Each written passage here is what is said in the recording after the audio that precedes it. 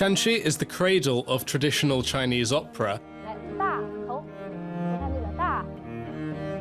Apparently people call it this because it's home to 38 different kinds of opera.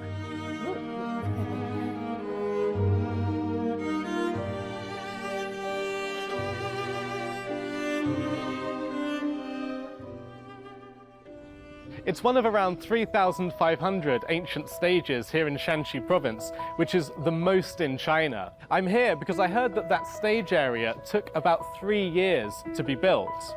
And thankfully, China's modern infrastructure is built much faster, with things like highways, railways, and bridges. Why did that stage take 3 years to complete? I wonder if it was the complex wooden construction that made this take so long to build. Could it have been that there wasn't enough money to complete the construction? 这3年呢，正好是当时我们晚清时期呢有100年一遇的丁丑奇荒，这个是发生在我们华北地区的一场大灾荒。当时呀，灾民无数。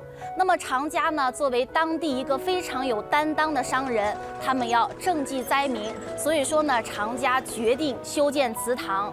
那么为常家只要添一砖盖一瓦的人都能有一口饭吃，所以当时饥荒闹了3年呢，常家的祠堂修了3年，也就是为了赈济这3年以来的灾民。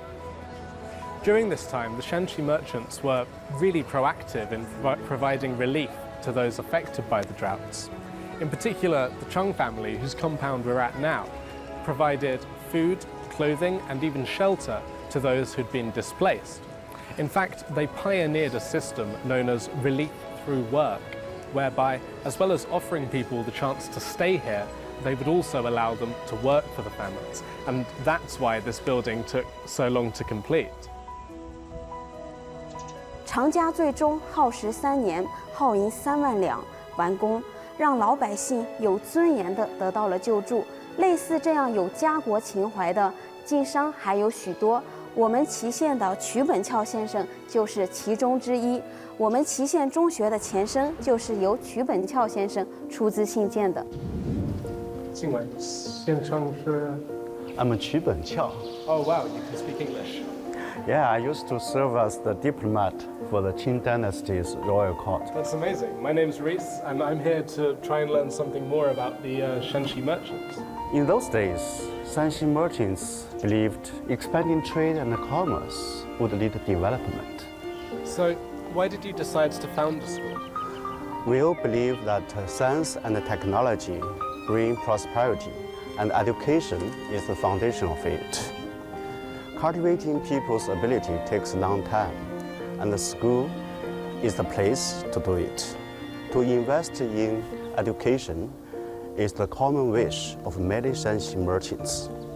Shanxi merchants like Chu Benqiao didn't only invest in education and infrastructure, they also advocated for the belief that industrialization is necessary to build a strong country. Throughout their businesses, the Shanxi merchants were not only known for their credibility and pragmatism, but also for their patriotism and benevolence. They possessed a strong sense of mission that enabled them to do what they could for both the country and the people. So, what does it take to become a Shanxi merchant? That's a good question. The Confucian saying is that first you have to cultivate yourself, and then you have to cultivate your family, and then you can contribute to society. This way, you can serve others. So being a Shanxi merchant isn't only about making money for yourself and pursuing your own profits. It's actually about serving others and helping the wider society. Oh, sure.